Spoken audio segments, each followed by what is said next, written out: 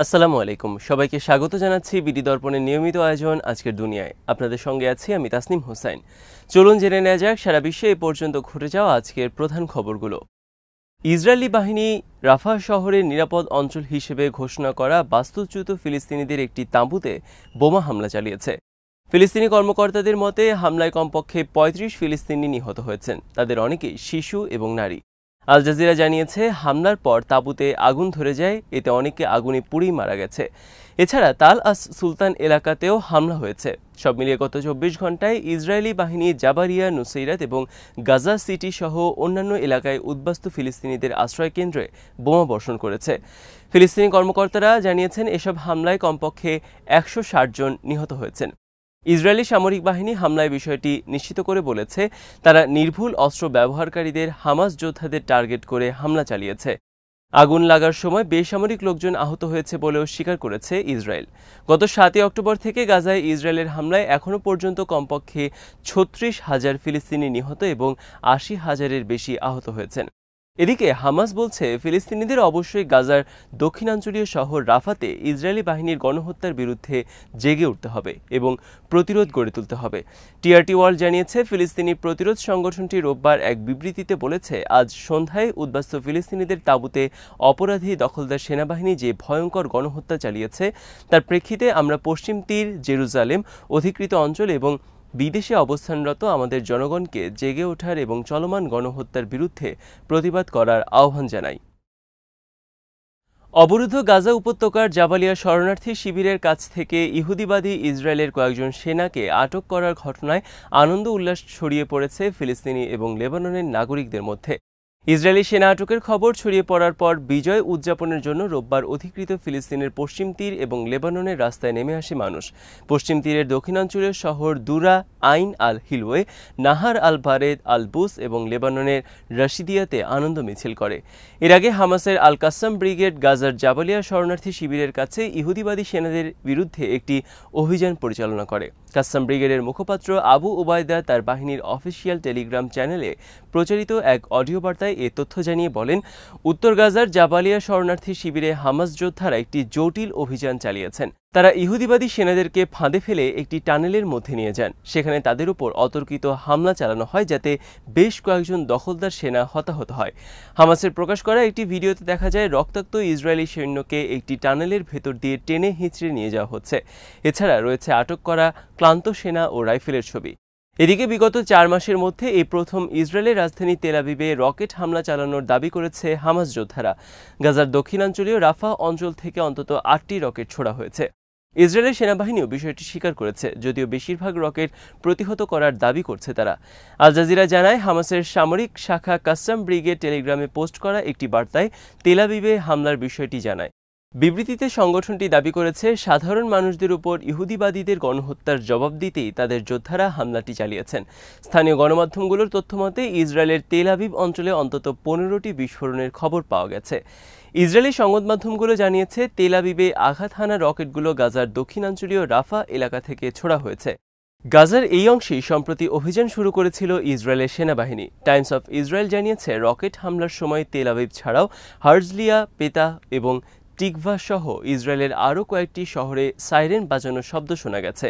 বেশ কয়েকটি রকেট মাটিতেই আঘাত হানার আগে ধ্বংস করে দিয়েছে ইসরায়েলের প্রতিরক্ষা সিস্টেম। হেলিকপ্টার দুর্ঘটনায় ইরানের প্রেসিডেন্ট ইব্রাহিম রাইসির মৃত্যুর পর আগামী মাসে দেশটিতে নতুন নির্বাচন অনুষ্ঠিত হতে যাচ্ছে। এই নির্বাচনে প্রার্থী হওয়ার ঘোষণা দিয়েছেন ইরানের সাবেক president Mahmoud Ahmadinejad. Iran international, the Guardian ও রেডিও ফ্রি ইউরোপ এই সংক্রান্ত প্রতিবেদন প্রকাশ করেছে। প্রতিবেদনে বলা হয়েছে আহমেদিনেজাদের সমর্থকদের দ্বারা পরিচালিত হয় দোলাত বাহার নামে একটি টেলিগ্রাম চ্যানেল, যাতে ভিডিও বার্তায় নিজের আত্মবিশ্বাসের কথা জানান দিয়ে আহমেদিনেজাদ তার সমর্থকদের উদ্দেশ্যে বলেছেন পরিস্থিতি ভালোর জন্যই পরিবর্তিত হচ্ছে। গত সপ্তাহে ইব্রাহিম রাইসি নিহত হওয়ায় আগামী ২৮শে জুন নতুন প্রেসিডেন্ট নির্বাচনের ঘোষণা দিয়েছে ইরান। দেশটির বর্তমান পার্লামেন্টেও আহমেদিনেজাদের বেশ কিছু সমর্থক রয়েছেন। তারা ইতিমধ্যে প্রেসিডেন্ট নির্বাচনে আহমেদিনেজাদের প্রতিদ্বন্দ্বিতা করার সম্ভাবনাকে স্বাগত জানিয়েছেন। এর আগে ২০১৭ এবং ২০২১ সালের প্রেসিডেন্ট নির্বাচনে আহমেদিনেজাদের প্রার্থিতা বাতিল করেছিল দেশটির সর্বোচ্চ নেতা আলী খামেনির নেতৃত্বাধীন গার্ডিয়ান কাউন্সিল। আহমেদিনেজাদ ২০০৫ থেকে ২০১৩ সাল পর্যন্ত পরপর ২ মেয়াদে ইরানের প্রেসিডেন্ট ছিলেন। এদিকে রাশিয়ার কাছ থেকে 15টি হেলিকপ্টার কেনার একটি চুক্তি করেছে ইরান। এসব হেলিকপ্টারে রাতেও দেখার মতো যন্ত্র থাকবে। সদ্যপ্রয়াত ইরানি প্রেসিডেন্ট ইব্রাহিম রাইসির প্রশাসনের সময় এসব হেলিকপ্টার কেনার চুক্তি হয়েছিল। ইরানি রেড ক্রিসেন্ট সোসাইটির একজন কর্মকর্তার বরাতে এই খবর দিয়েছে বার্তা সংস্থা ইরনা। ইরানি রেড ক্রিসেন্ট সোসাইটির ত্রাণ এবং উদ্ধার সংস্থার প্রধান বাবাক মাহমুদি বলেছেন, প্রেসিডেন্ট রাইসির সময় রাশিয়ার কাছ থেকে রাতে দেখতে পাওয়া যায় এমন 12টি উদ্ধার হেলিকপ্টার এবং 3টি অগ্নিনির্বাপক হেলিকপ্টার কেনার চুক্তি করেছে ইরান। তিনি জানান, এই চুক্তিটি গত এপ্রিলের শেষের দিকে রাশিয়ার বিশেষ হেলিকপ্টার উৎপাদনকারী কোম্পানির কর্মকর্তাদের সঙ্গে স্বাক্ষরিত হয়েছিল। বছরের শেষের দিকে 4টি হেলিকপ্টার সরবরাহ করতে পারবে বলে জানিয়েছিল রাশিয়া। ইরানের রাষ্ট্রীয় বার্তা সংস্থাটি অপর এক প্রতিবেদনে জানিয়েছে, দেশটির অন্তর্বর্তীকালীন প্রেসিডেন্ট মোহাম্মদ মোখবারের সঙ্গে কথা বলেছেন সৌদি আরবের ক্রাউন প্রিন্স মোহাম্মদ বিন সালমান। এ সময় দুই নেতা পরস্পরকে নিজ দেশ সফরের আমন্ত্রণ জানান এবং ইরান সফরের আমন্ত্রণ গ্রহণ করেছেন বিন সালমান। খবরে বলা হয়েছে, শুক্রবার রাতে মোহাম্মদ বিন সালমান এবং মোখবারের মধ্যে ফোন আলাপ অনুষ্ঠিত হয়। প্রেসিডেন্ট সালমান ইরানের অন্তর্বর্তীকালীন প্রেসিডেন্টকে টেলিফোন করে সাবেক প্রেসিডেন্ট রাইসি এবং অন্যান্যদের মৃত্যুতে সমবেদনা জানিয়েছেন। এ সময় ফোন করায় সৌদি প্রিন্সকে ধন্যবাদ জানান ইরানি প্রেসিডেন্ট। কথোপকথনের সময় দুই নেতা দ্বিপক্ষীয় সম্পর্ক এবং আঞ্চলিক বিষয় নিয়ে আলোচনা করেন। ইরানের অন্তর্বর্তীকালীন প্রেসিডেন্ট ইরানি হজযাত্রীদের উষ্ণ অভ্যর্থনা জানানোয় বিন সালমানের প্রতি কৃতজ্ঞতা প্রকাশ করেন এবং তাকে তেহরান সফরের আমন্ত্রণ জানান। সৌদি যুবরাজ সেই আমন্ত্রণ গ্রহণ করেন এবং ইরানের অন্তর্বর্তীকালীন প্রেসিডেন্টকেও রিয়াদ সফরের আমন্ত্রণ জানান। সৌদি আরবের কাছে প্রাণঘাতী অস্ত্র বিক্রির উপর নিষেধাজ্ঞা তুলে নেবে যুক্তরাষ্ট্র। আগামী কয়েক সপ্তাহের মধ্যেই এই ঘোষণা আসতে পারে। এ বিষয়ে জানাশোনা আছে এমন একজন ব্যক্তির বরাতে ফাইন্যান্সিয়াল টাইমস বলছে, যুক্তরাষ্ট্র যে নিষেধাজ্ঞা প্রত্যাহার করতে প্রস্তুত সেই বিষয়ে ওয়াশিংটন ইতোমধ্যে সৌদি আরবকে ইঙ্গিত দিয়েছে। 2021 সালে আমেরিকার দায়িত্ব নেওয়ার পর সৌদি আরবের বিরুদ্ধে শক্ত অবস্থান গ্রহণ করেন প্রেসিডেন্ট জো বাইডেন। বিশেষ করে ইয়েমেনে ইরানপন্থী হুথি বিদ্রোহীদের ওপর সৌদি সামরিক অভিযানে ব্যাপক প্রাণহানি এবং রিয়াদের মানবাধিকার রেকর্ড নিয়ে নাখোশ ছিলেন বাইডেন। এছাড়া 2018 সালে ওয়াশিংটন পোস্টের সাংবাদিক এবং রাজনৈতিক প্রতিপক্ষ জামাল খাশোগির হত্যাকাণ্ড ঘিরেও সৌদির বিরুদ্ধে সরব ছিলেন মার্কিন প্রশাসন।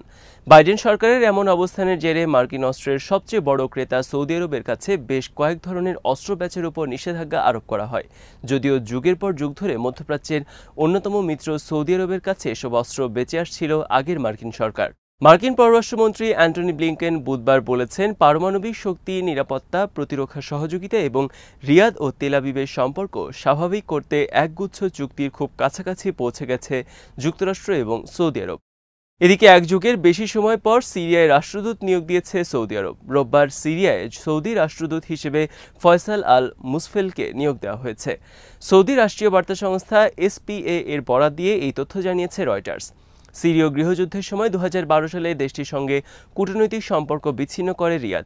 চলতি বছরের শুরুতে দামেস্কে নিজেদের দূতাবাস চালু করেছিল সৌদি আরব। এর আগে গত বছরের ডিসেম্বরে রিয়াদে দূতাবাস চালু করে নতুন রাষ্ট্রদূত নিয়োগ দেয় সিরিয়া। আজ এখানেই শেষ করছি। সবাই ভালো থাকুন, সুস্থ থাকুন আর দেখতে থাকুন বিডি দর্পণ। চ্যানেলটি ভালো লাগলে সাবস্ক্রাইব করুন। সংযুক্ত থাকুন আমাদের ফেসবুক পেজে। আল্লাহ হাফেজ।